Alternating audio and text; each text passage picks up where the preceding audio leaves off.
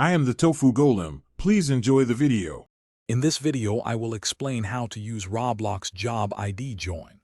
A job ID is a unique identifier for a specific server instance of a Roblox game. It allows you to directly connect to a particular server, which is incredibly useful for joining friends, testing, or accessing specific game states.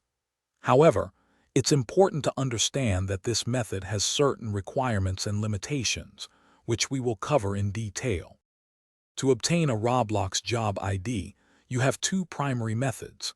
First, you can often find it embedded within the game's URL in your web browser while you are playing.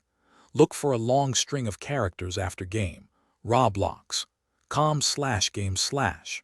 Alternatively, for more advanced users, the developer console within the game can reveal the active server's job ID.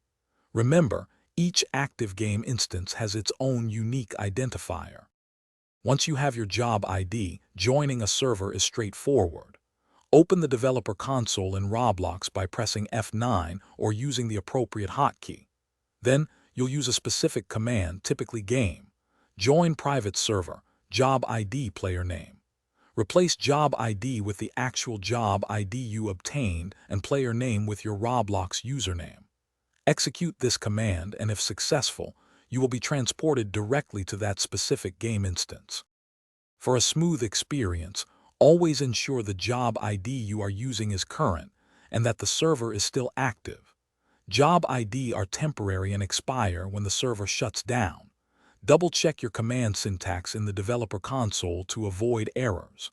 Also, be aware that some Roblox games might have security measures or configurations that prevent direct job ID joins, so it may not work in every single instance.